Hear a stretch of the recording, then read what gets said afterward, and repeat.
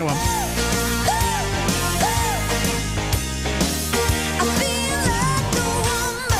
Shania Twain, Man, I Feel Like a Woman. So we're talking about e-cigarettes at the moment. From today, the first advert on television to promote smoking for 49 years. They were banned in 1965, but this is for e-cigarettes this time. The electronic ones. Is that a good thing, or will it glamorise smoking?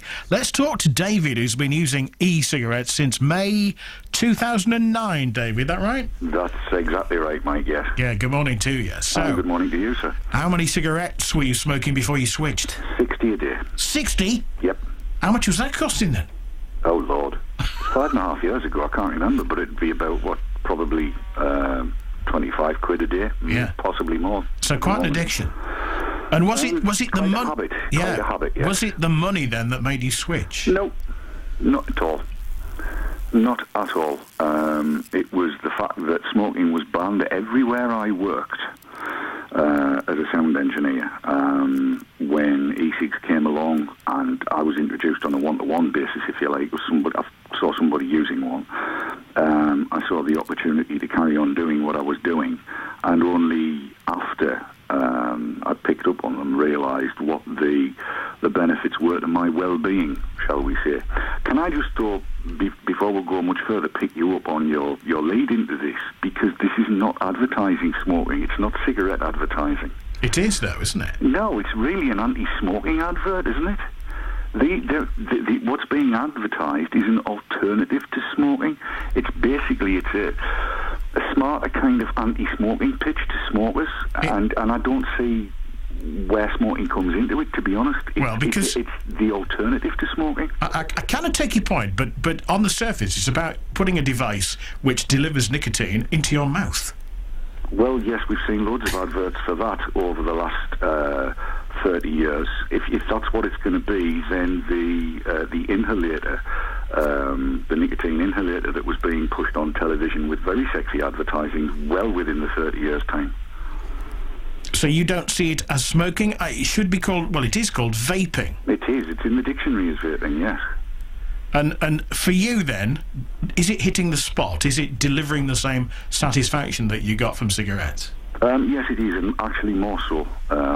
It's a much more enjoyable, for me, way of doing what I do. And because I've researched it very deeply, and I'm assured by world-renowned experts like Professor John Britton and Peter Hayek that taking clean nicotine is probably little different from using caffeine, as in drinking coffee or tea. You're the second person to tell me that today, so... Well, I mean, it seems to be pretty well established. You know, these guys are experts. These are the people that came up with NRT and all of the other stuff that has medicinal regulation, and they're telling us that, you know, the addiction potential is way, way lower with clean nicotine than it is with smoking lit tobacco, and that the risk potential is on a par with caffeine. You know, there are times I wonder what all the fuss is about, if I'm to be honest. So would you be happy for teenagers, then, to take up vaping? If a given teenager was likely to start smoking lit tobacco and decided to go down the e-cig route instead, I would be a lot happier, yes.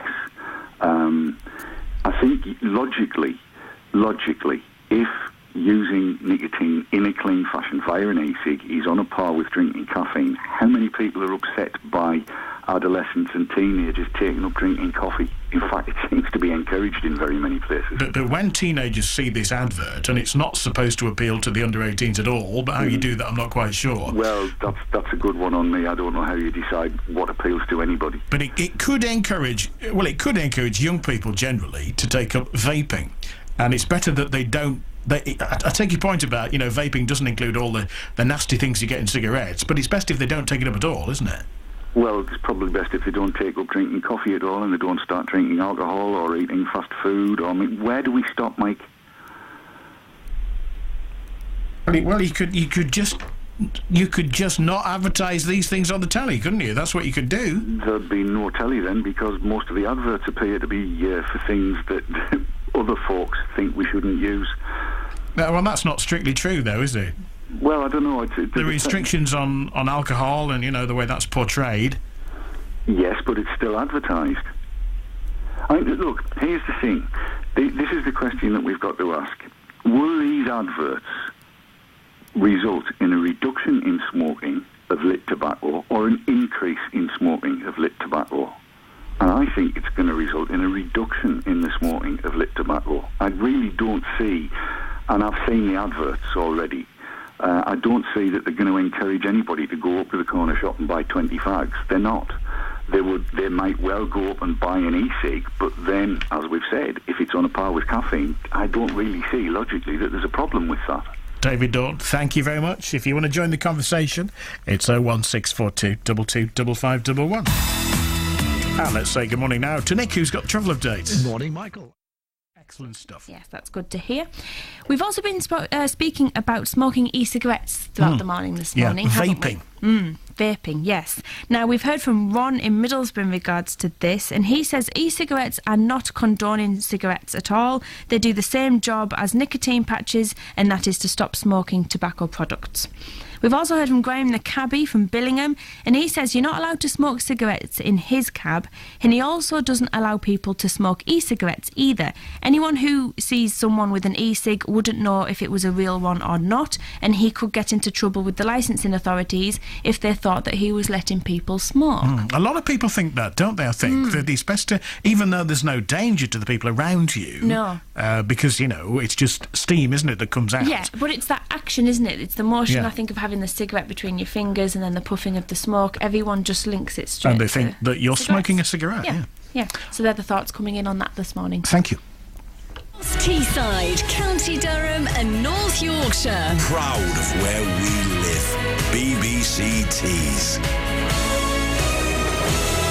And at 11:30, the news update now from Hannah McMahon. David Cameron's told business leaders that Europe, come what may, was not...